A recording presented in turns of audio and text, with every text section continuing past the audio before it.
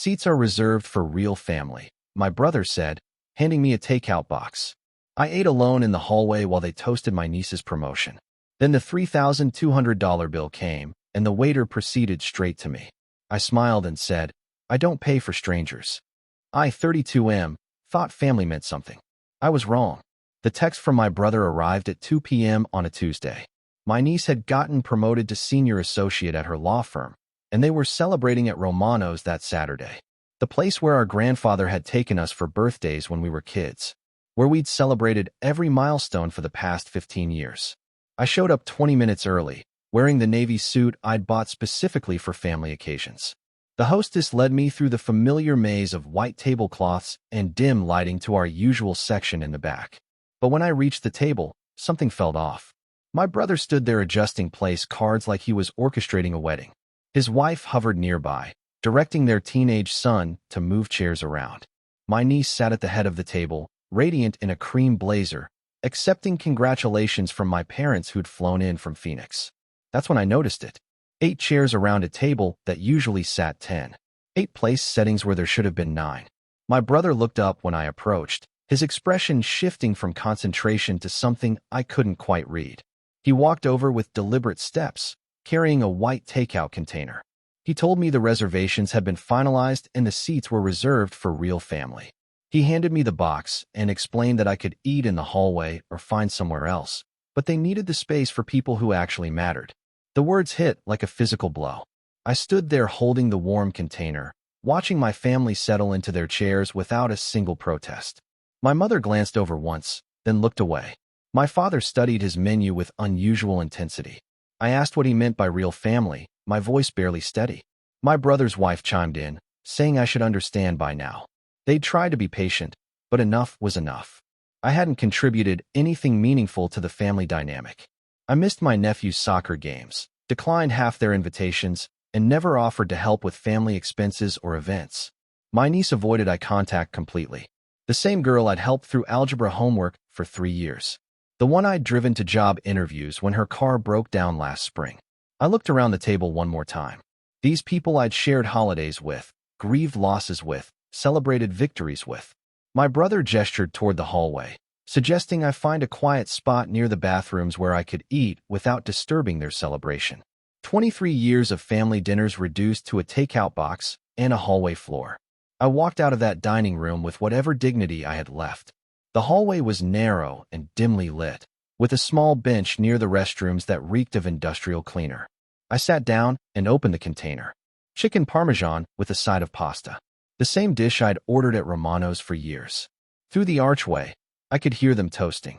Glasses clinking, laughter echoing off the walls, my father's voice carrying as he told the story about my niece's first day of law school. Stories I'd been part of, memories we'd built together. I ate mechanically, each bite tasting like cardboard. A couple walked past, glancing at me with barely concealed pity. A man in an expensive suit eating alone in a restaurant hallway, while celebration sounds drifted from nearby. 45 minutes later, I finished my meal and threw the container away. I was heading toward the exit when I saw the waiter approaching their table with the check. My brother's confident expression faltered as he opened the black leather folder. I watched from the archway as he showed the total to his wife. Her face went pale. They had a hushed conversation, pulling out phones and checking bank balances. My father leaned over to see the amount and actually laughed, but not in a good way. The waiter returned 5 minutes later, and I could see my brother explaining something, pointing toward the hallway. Toward me. That's when it clicked. The elaborate celebration. The expensive restaurant. The assumption that someone else would handle the financial details like always. I waited near the entrance as the waiter approached me.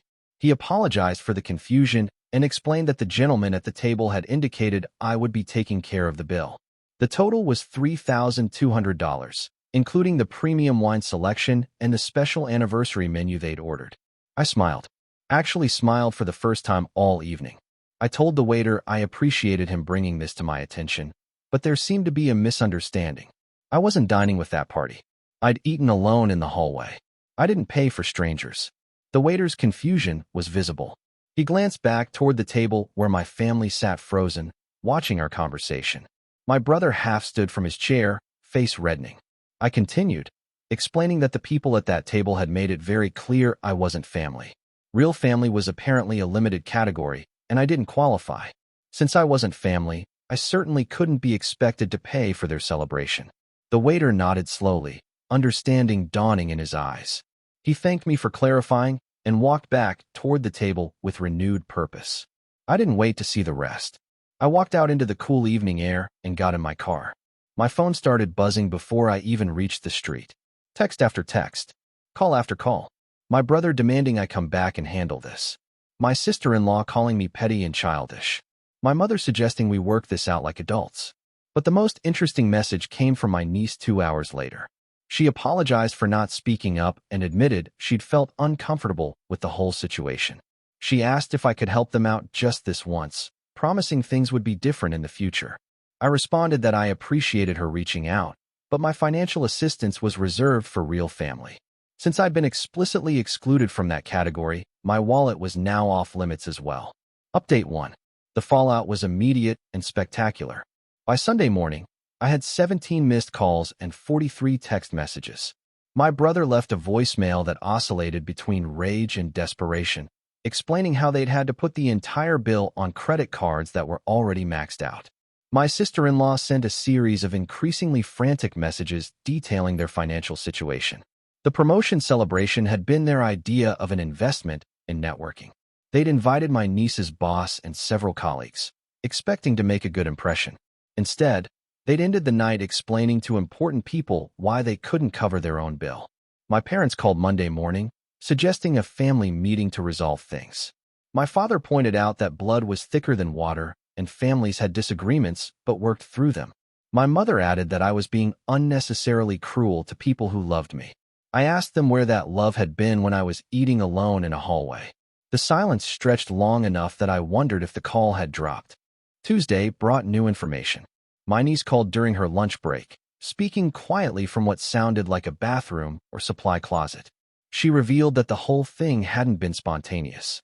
They'd planned it for weeks, discussing how to teach me a lesson about family commitment and financial responsibility.